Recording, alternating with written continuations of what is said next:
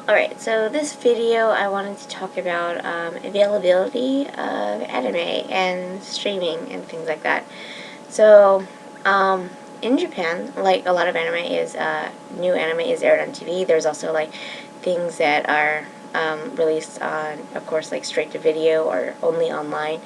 And yeah, so like I'm pretty sure people are aware of a lot of different series from my anime list and ANN, a lot of the Crunchyroll and news resources and Funimation, things like that. But it's kind of interesting being here because it's like I have, obviously being here, I would have way more access than I do in the US, but it's like I don't think I really understood how much more. I think the main streaming service most people use is services are Crunchyroll and Hulu and Netflix, right?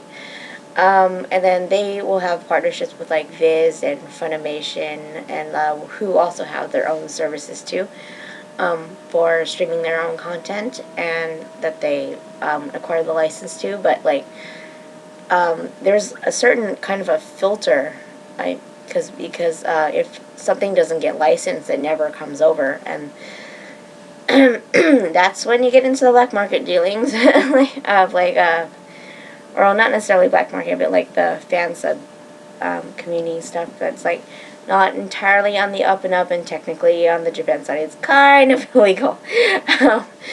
Because there's huge penalties for uploading in Japan, TV shows, things like that, because they really want everything to go through the proper channels.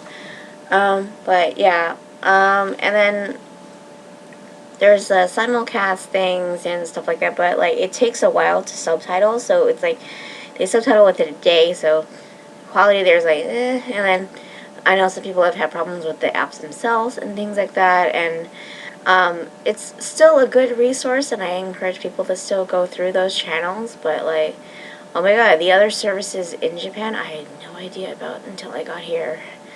Okay, so first of all, like every channel, there's, let's see, number one is NHK, so it's like channels 2 through 8 are the basic channels you can get through that are free, like free. Technically, everybody in Japan pays a tax on their TV. It's the NHK tax because NHK is funded by that, and it's like the Japanese Public Broadcasting Network.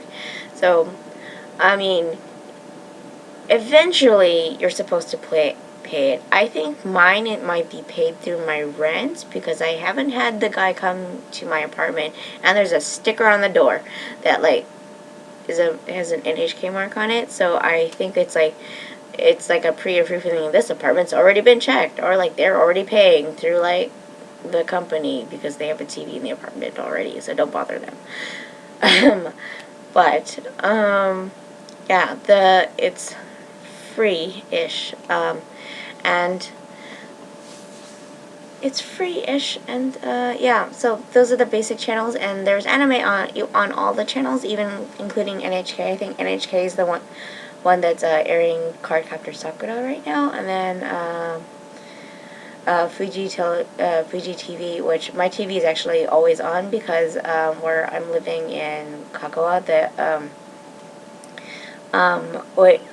the Fuji TV channel is OHK, and they have a nearly 24-hour broadcast, and since I like to leave my TV on, I usually leave my TV on that channel just because it's like there's no white noise times where like I have to wake up and change the channel and freak out or something, because yeah, it's like I talk about another video. I was like, I'm afraid of ghosts and things like that, and like Japan's not really. I have a love-hate thing with that. I was like, I'll talk about that another time. But yeah, so there's anime in every channel, and like each channel has kind of its own service basically, but like the production company itself or whoever's behind the anime, they will also make contracts with other services for the streaming rights outside of the TV channel. The TV channel will also have streaming rights too because they air it, but I think, I don't remember what channel Nanatsu no Taizai, like Seven Deadly Sins airs on, but they have a Netflix original contract, so whenever the season is over, um, they'll simulcast it on Netflix. So like within like 24 hours after the airing date in Japan, the Netflix will upload the episode to their service for anyone else who wants to watch the episode but couldn't during the regular airing time. And then I think when the season is over, that's when they push it, like maybe like a week or two after. That's when they push it to the international side, to let everyone see it. That's kind of the process basically for most Netflix original anime, I've noticed. Yeah, most of them. It's like I also watch Violet Evergarden that way, and then I think like a couple weeks after the season ended, like most of my friends in the U.S. said like, "Oh, I'm watching this new anime on Netflix. It's so good. It's so good and dramatic." And like, yeah, it's like, yeah, it is. Wait until the end because I already saw it because it finished a couple weeks ago. It's like, yeah. So it's kind of interesting to see that process for like all of my friends like watch things that I watch like much later, and it's like, oh yeah, I know all the answers already. I already know what happened. I'm not gonna tell you because I'm not gonna be spoiling you about that, but it's kind of an interesting thing to see like when the release schedule is for everything. But yeah, so Hulu is also a thing here too, and they will release episodes there too. Um, and there's obviously a different back library and everything. But like, man, Netflix Japan though, they have a lot of like really awesome like old school anime, and like I'm catching up on things on my backlog that I haven't been able to find. I was like, oh, the rest of Rurouni Kenshin that I get to watch yet. And like, I think a couple months ago I finished watching Jigok Sensei Nube, which is like a horror elementary school jump manga from the 90s that never got licensed, that like is so precious, and I love it so because I really like those kinds of stories, Japanese ghost stories, even though I'm afraid of ghosts. Like, I just really like Japanese ghost stories, and like I've watched like a couple episodes, and like some of the OVAs and like the movie, like back when I was in high school, and I've been wanting to watch the rest of this series forever, and then like I moved to Japan and it's on Netflix. Yay! It's like small things like that, but also like there's other services like my phone that I have is Docomo, and with like you don't need a Docomo account necessarily to get the service I'm going to mention, but they have a D Anime, which is like a Docomo app, anime app, and you can just sign up for it and you can watch anime there. They have a pretty huge back catalog too. You can download shows to your phone similar to Netflix, and they do streaming of like currently streaming anime like Tokyo Ghoul, the new Tokyo Ghoul, Kakurio, and like My Hero Academia, and lots of different series. So, and it's kind of like more mobile, a lot more mobile. Like Netflix, like I think is like kind of a heavy app, but like you can download episodes on there too. But like, I kind of prefer using my tablet is Docomo also, and I kind of prefer using my tablet just because the Wi-Fi access it has through it is a little bit better, and I think like, yeah, is just because like there's a lot of like Docomo stations around in different places, so like you'll automatically get Wi-Fi access and connect if you're just happen to be standing near a store that has a Docomo thing, a Docomo Wi-Fi spot on it. So it's like sometimes you're just passing the train, it's like, oh, suddenly connect, oh, disconnect. And like, yeah, and some train stations and everything. So it's kind of a nice deal, and I have it on my tablet, and like it's a selection because like there's a much larger selection of like back catalog and obscure anime on the Docomo app that like so I can like try to catch up on all the things that I wanted to see, like Netflix has more different kinds of exclusivity contracts, and like I can catch up on some things, but not everything. Like one series I wanted to get into watching was Hozuki no Reisei, and that's not on Netflix. I hadn't actually started watching My Hero Academia yet, and they didn't have it on Netflix, the old seasons. So I watched the whole first season through the Docomo app, and like that's been a great thing. So it's Docomo is a paid service, but it's like $5 a month. It's pretty sweet. It's almost half price of Netflix. So, yeah. So there's that, and let's see. Also, the other app I use more regularly is Abema TV. It's a service that came out like last year, but like it has an app that is on my. So Leo Palace has a thing where it's in a life stick, and it's like a Android Google Chrome built-in one service thing that runs their internet thing, and like it's how you set up your internet. You use that, and with the life stick, and um, there's because it's like basically like an Android thing, like a Google Chrome Android thing, or no, I mean Chromecast, that was it. It's a Chromecast Android thingy that's attached to your TV, and it has apps on it. And one of the apps it has is the Abema TV app. And like I saw it advertised for it, I didn't try it. And then so basically, it's an entirely streaming TV channel thing where it has multiple channels on it, but they have like news and other regular things and like dramas and stuff. And they also will air some new anime, and I tend to watch things on there too. Like I watched Haku Hoshinengi on, and which I'm really excited about because I really like Senkaiden Hoshinengi. But then like, and the manga, the Hoshinengi manga. But like around this second half of this Senkaiden, they like went off in another direction, and it's like completely different from the manga and even the original novel. The manga and the anime is based off of a novel, an ancient Chinese novel from China that I also read because I was so obsessed with this series. And like the manga follows it roughly pretty closely and has like the same kind of ideas and stuff in it. It's just like really sci-fi'd, and like the ending is slightly different. I won't spoil it because the show is still airing. But and like I want people to watch it too because they love the series. But like Senkaiden like took it in a whole different direction. It's like, I don't think they understood anything. And it's like one of those times where like you really don't want producers to BS the ending of a show because it's not over yet. And it's like, why did you do that? You just ruined it, and this doesn't make any sense.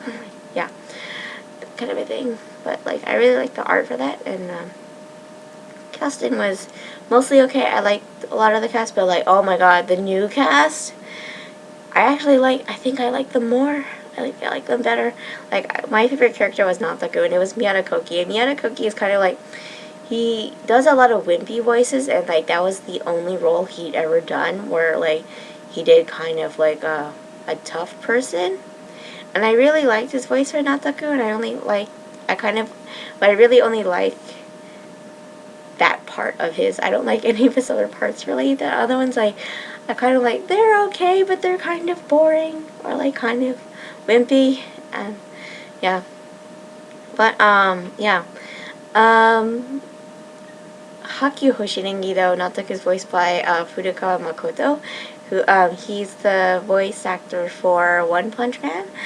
And like let's see, like Taikobo is Ono Kensho, and just like the cast is freaking amazing, and I'm so happy.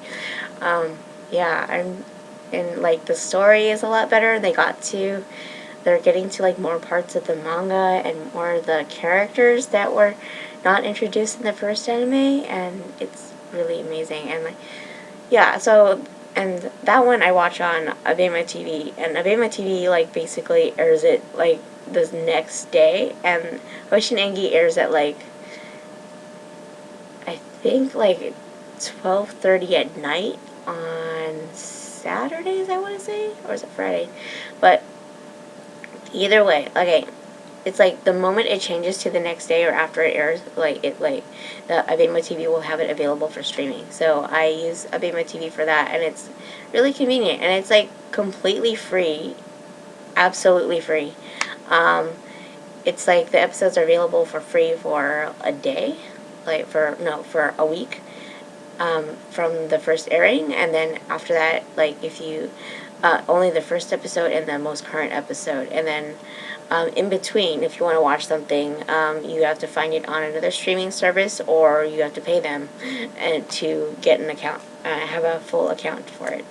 But you know, if you just keep up with shows and everything and just watch them within a week, I mean, you can watch lots of anime through the service for free. You don't have to pay anything. It's great.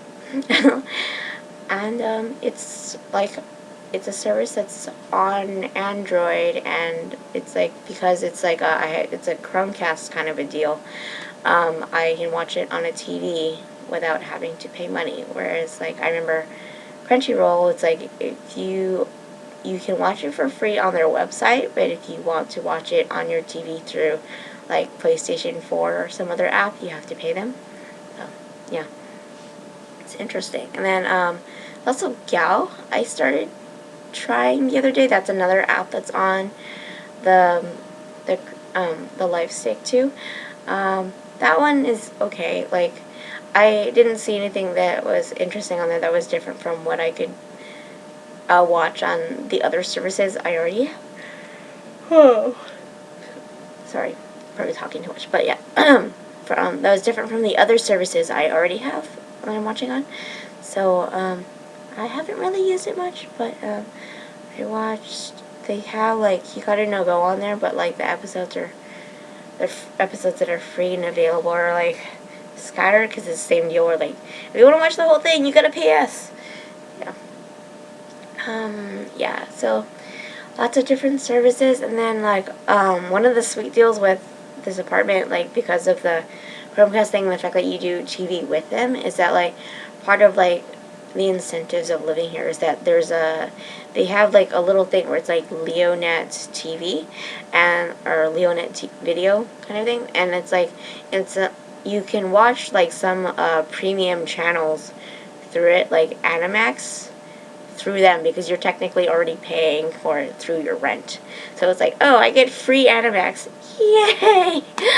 Like, they have some video on demand things with it too. So there's some Animax on demand for certain series that Animax is currently airing, and then they have other video on demand things where like you need to pay legal pallets. It's like basically like a pay-per-view thing, but like once a month they give you like a ticket where you can watch like one movie for free. So like I actually didn't get around to watching Kimi no Na in theaters, so I watched Kimi no Na through my Leonet live stick. Yes. But yeah, anyway, well, that's quite a long thing, but it's like a lot of things about anime logistics and stuff like that. So, hopefully useful for anyone who is thinking about moving to Japan, is wondering like, oh, how am I going to keep up with all my shows? There's plenty of ways to keep up with all your shows, and new ones as they come out. Anyway, so plushie for this week, because I have a lot of plushies, which is why a lot of what I'm sharing with you for the things I've done is going to be plushies. So this one, it's Whip. So this is one of the Disney Unibearsity Bears. It's an exclusive line to Japan's Disney stores. I think they started, like, the U.S. company started bringing over the Mickey. No, they didn't. They haven't brought over any of the Unibearsity Bears. What they brought over was the two of the bears from the Disney parks in Japan, like so Shelly May and Duffy. So like Duffy has like a show at Tokyo Disneyland, and well, Tokyo Disney Sea, and it's like Duffy's supposed to be kind of like a Mickey Mouse kind of bear kind of thing, but it's separate from the Unibearsity Bears, where there is an actual Mickey Mouse bear that has giant ears. It has Mickey ears, and yeah, so that's a whole thing. I have a Gelatoni too from that, and I want to get the rabbit. I forgot what the rabbit's name is. I don't remember, but yeah. So Tokyo Disney Sea, exclusive plushies. This is a Unibearsity Bear, completely separate. So Unibearsity Bears, they are teddy bears. They're all exclusively teddy bears, but they are designed in a certain way where they are similar to the character that they're based off of. This Donald outfit I got for Whip is basically I bought separately because it wasn't available at the time that I bought Whip. But Whip is a Donald Duck bear. So like just regular teddy bear and everything. But here, its butt, it has duck butt. So so this is the thing that marks it as a duck and why it's the Donald Duck butt. A Donald Duck bear. So yeah, and then I have the little Unibearsity Bear seal here. This is Whip, and the girl is Puffy. I will show Puffy a different week. But yeah, they have dress-up things, kind of like a Build-A-Bear, but you don't stuff them yourself. You just buy them as is, as a bear. And Whip and Puffy you can buy as just as individual bears and to dress up and everything, or you can buy them as a set for couples, because Disney here is a thing that like adults still enjoy, and they market them directly to adults. It's kind of amazing. And they have one special set of Whip and Puffy bears that are for weddings, to commemorate your wedding. So they have a little tuxedo and a little wedding dress, and you can embroider their empty foot with your initials between you and your husband. It's really cute, and I think maybe if I ever got married one day, I maybe would want to sit. Okay, alright, see you!